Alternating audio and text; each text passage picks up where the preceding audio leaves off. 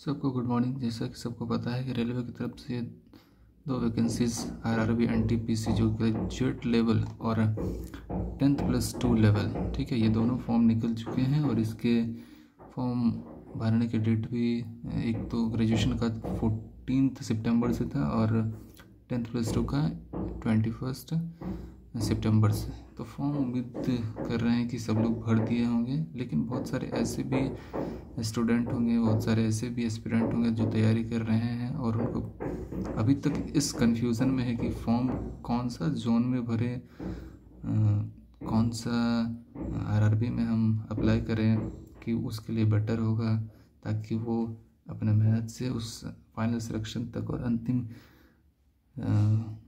जो लिस्ट होता है फाइनल रिज़ल्ट उसमें अपना नाम देख सके। ठीक है, तो हालांकि ये चीज़ होता है कि आरआरबी में जोन सेलेक्ट करना बहुत ही इम्पोर्टेंट होता है कि कहाँ कौन सा जोन सेलेक्ट करें ताकि फ्यूचर में जो भी उसके कट ऑफ होंगे वो कम आए। यानी कि जैसा कि हर एक एस्पिरेंट की सिर्फ पहले तो यही सोच रहता है कि कहीं भी जॉब हो जाए, एक फाइनल सिलेक्शन हो जाए, उसके बाद देखा जाएगा कि घर से कितने दूर हैं, कितने पास हैं। तो अभी हम एक छोटा सा एक लिस्ट तैयार करें हैं, ठीक है, किस तरीके से आप जोन सेलेक्ट करें। हो सकता है ये वीडियो आपके लिए हेल्पफुल हो, उस तरीके से आपकी सोच रहे हैं, ठीक है। तो ये ज़रा सा लिस्ट मैंने तैयार करा है। ये लिस्ट है रेलवे एनटीपीसी 10+2 वैकेंसी चार्ट। और ज़रा देखते हैं इसमें है क्या चीज़। इसमें है आरआरबी जोन इधर है, यूआर कैटेगरी के जितने भी सीट हैं ये दिया गया, ईडब्ल्यूएस, ओबीसी, एससी, एसटी, ये टोटल सीट, यानी कि ये अहमदाबाद जोन में कितना सीट है, यानी 210 सीट है। ओबीसी के लिए 139 सीट है। सॉरी, अभी मैं इसके बारे में थोड़ा सा बताऊंगा अभी मैं क्या चीज़ें हैं ये। तो देखिए, ये जो गवर्नमेंट जॉब है इसमें कैटेगरी का बहुत बड़ा योगदान रहता है। अब जैसे यूआर की बात करते हैं, यूआर का तो हो गया अनरिजर्व्ड कैटेगरी। अनरिजर्व्ड यानी कि जिसके ऊपर किसी का कोई रिजर्वेशन नहीं है। ईडब्ल्यूएस तो आपको पता ही, ओबीसी अगर हम जिस कैटेगरी में आते हैं वो ओबीसी हैं। कई सारे एससी कैटेगरी में आते हैं, बहुत सारे एसटी कैटेगरी में भी आते होंगे।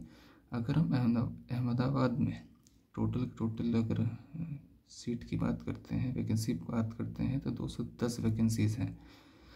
और अगर आप ओबीसी हैं तो आपके लिए कितने सीट हैं, आपको कितने सीट पे फाइट करना है वो मैं आपको बताता हूँ।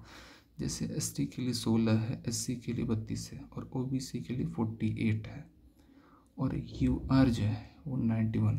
तो अगर कोई ओबीसी कैंडिडेट है तो वो यूआर यानी कि अनरिजर्व कैटेगरी और प्लस ओबीसी जिसका ये खुद का जो सीट है 48 सीट है, यानी कुल मिलाकर के 91 प्लस 48 139 ये होगा 139। इसलिए हमने यहाँ पे लिखा है फॉर ओबीसी। आप जो है इस 139 पोस्ट के लिए आपका फाइट होगा।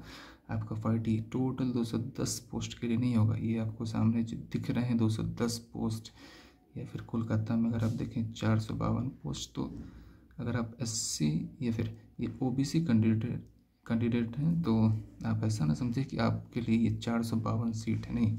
आपके लिए एक तो ये ओबीसी का ये 95 प्लस यूआर कैटेगरी का 200, यानी कि 295 सीट पे फाइट आपके लिए है। और अगर आप एससी कैटेगरी से हैं तो 268, क्योंकि 200 ये और एससी कैटेगरी के लिए 68। तो इस तरीके से ये है। अगर पटना की बात करते हैं, पटना में ये यूआर में 5 है और ओबीसी 3 है, यानी कि ओबीसी का जो फाइट होगा वो 8 सीट के लिए होगा और एससी के लिए भी 8 सीट। क्यों? क्योंकि एससी का यहाँ 3 है और यूआर का 5, तो 5 और 3 8 सीट के लिए। दूसरा, अगर हम चेन्नई की बात करते हैं तो ये 99 यूआर के लिए और ओबीसी 31। तो कुल मिला के अगर हम ओबीसी की बात करते हैं तो 130 यानी 130 पोस्ट के लिए 130 सीट के लिए उसके ऊपर फाइट होगा आपका। और मालदा की बात करते हैं, मालदा में ये ज़रा देखिए, यूआर में 7 सीट है, ईडब्ल्यूएस में तो है ही नहीं, बिल्कुल ज़ीरो है, ST में भी बिल्कुल 0 है। अगर हम OBC की फाइट की बात करते हैं तो 7+3 केवल 10 पोस्ट, सॉरी 10 पोस्ट नहीं 10 सीट के लिए, ठीक है। और अगर हम रांची की बात करते हैं तो 29 और ये 20, यानी अगर आप OBC कैंडिडेट हैं तो 49 सीट के लिए आपका फाइट होगा। यहीं अगर आप SC कैटेगरी के हैं तो SC कैटेगरी में ये 12+29 यानी कि 41 सीट के लिए आपका फाइट होगा। तो इस तरीके से आप, हालांकि हमने ये केवल 10 जोन का करा है तो थोड़े से आपको भी मेहनत करनी पड़ेंगे। इस तरीके से चार्ट आप बना लीजिए। उसके बाद ये देखिए कि अगर आप OBC हैं तो आप अपने लिए ये इस तरीके से आप प्लस करके देख सकते हैं कि कहाँ पे कितने सीट हैं आपके लिए, किस जोन में सबसे ज़्यादा सीट हैं और कौन सा जोन में आप अच्छे तरीके से परफॉर्मेंस दे सकते हैं, ठीक है। और जैसी भी बात रही कि इस बार का जो कंपटीशन अच्छे खासे होने वाले हैं, कंपटीशन में बहुत फाइट तो है ही, ठीक है। और जो भी कैंडिडेट हैं आपसे बस यही उम्मीद है आप अच्छे तरीके से पढ़ाई करिए, ठीक है। सिलेक्शन तो होना ही है, आप पढ़ाई करिए। ओके।